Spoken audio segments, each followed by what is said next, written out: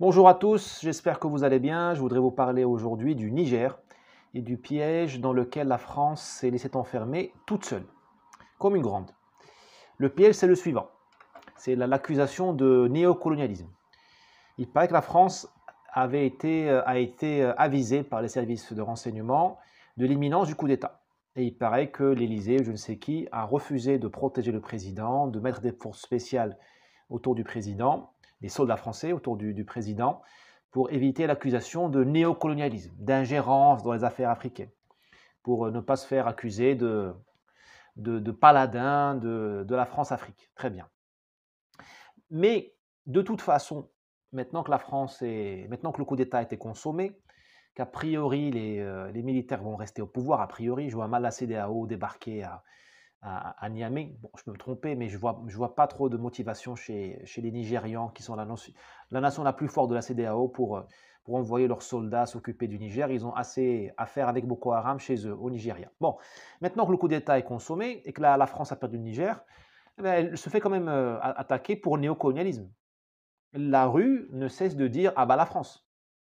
La rue ne cesse de dire ah bah le néocolonialisme. Vous voyez ce que je veux dire? De toute façon, la France sera, quoi qu'elle fasse, accusée de néocolonialisme. Ben, on a envie de dire, ben, vaut mieux qu'elle protège ses intérêts.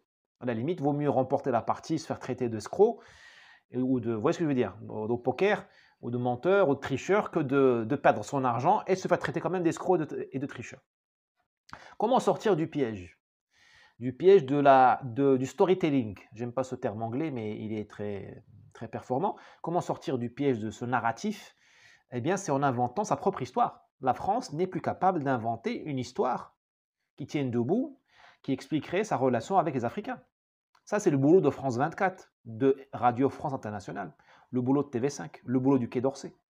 Ces éminentes organisations ne sont plus capables de raconter une histoire qui fasse sens, à part propager par leur silence, par leur incompétence, voire parfois par leur trahison dans le cas de certains médias, à part propager les thèses anti-françaises.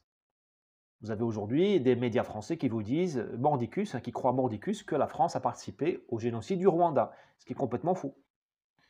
Ça, ce n'est pas les Rwandais qui ont piégé les Français. Les Français eux-mêmes se sont laissés convaincre qu'il fallait qu'ils fassent pénitence pour des crimes qu'ils n'ont pas commis. S'il y a quelqu'un qui doit se morfondre pour les crimes commis au Rwanda, pour le génocide, eh bien, sont certains Rwandais. Ce ne sont pas les Français. Au pire, enfin, c'est l'Ouganda ou le Zaïre qui a accueilli certains groupes rwandais qui ont participé au génocide. Mais ce n'est pas la France. La France est innocente de ce crime-là. Elle a commis d'autres, mais pas celui-là.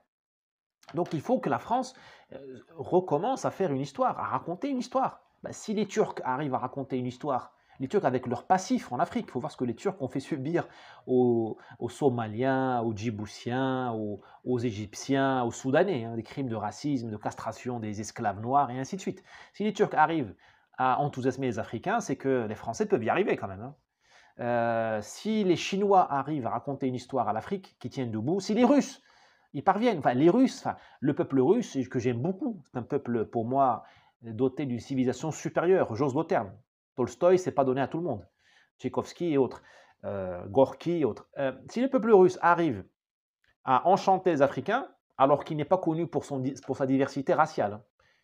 C'est pas en Russie que vous allez trouver des citoyens afro-russes, des citoyens où vous allez trouver des publicités où des Noirs embrassent des blondes, hein. C'est pas en Russie.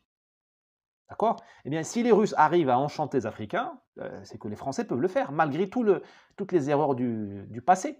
Mais il faut que les Français aient envie de recréer un narratif, une histoire qui tienne debout.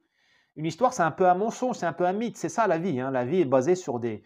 Qu'est-ce que c'est que l'influence? C'est un peu du blabla, hein. C'est la séduction. Quand on essaie de séduire une jeune fille ou une jeune fille essaie de vous séduire, il y a un peu de mensonge, il y a un peu de... C'est une promesse, allez, au lieu du mensonge, le terme promesse, c'est un peu du mythe, c'est la mystification. On promet des choses, et on ne sait pas si on va les tenir, ces promesses-là. C'est ça ce que doit faire la France. Il ne faut pas chercher la perfection. Il faut raconter une histoire qui mêle du vrai à de la fiction, du tangible à de la promesse, et il faut surtout savoir réécrire des histoires. La France savait raconter des histoires. Maintenant, j'ai l'impression qu'elle a perdu un peu le métier, on va dire, comme le métier à tisser, elle a perdu la touche.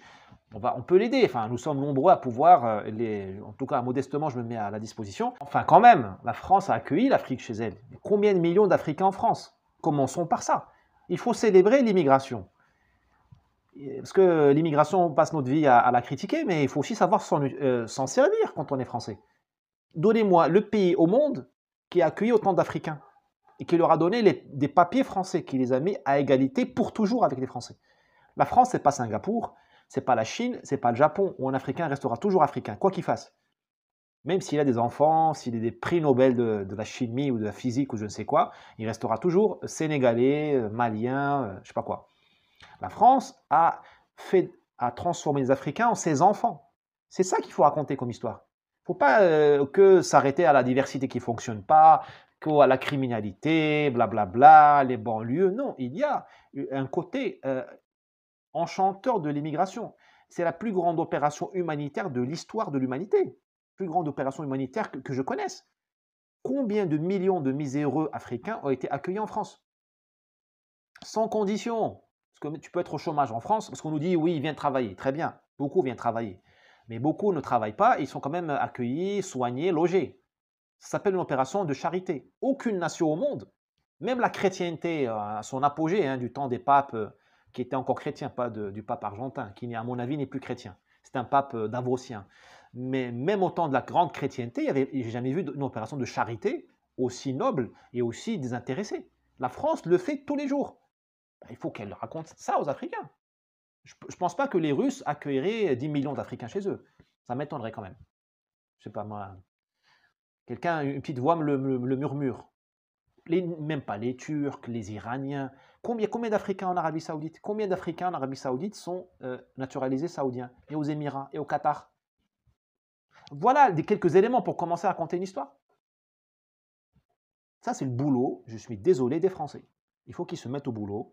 Et il faut que les impôts des Français payés à France 24, RFI, TV5 et j'en oublie, au Quai d'Orsay, cessent d'être des impôts payés pour rien. Parce qu'aujourd'hui, je parle notamment de ces médias-là, ils ne servent à rien pour la cause française.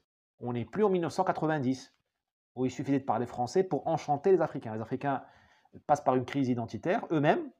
Ils remettent en cause tout, notamment le lien avec la France. Maintenant, il faut que la France aussi fasse le job. Voilà, j'espère avoir été utile et n'hésitez pas à partager cette vidéo et surtout à acheter les livres, celui sur la colonisation notamment, éclaire d'une lumière très originale même, cette histoire commune entre la France et l'Afrique.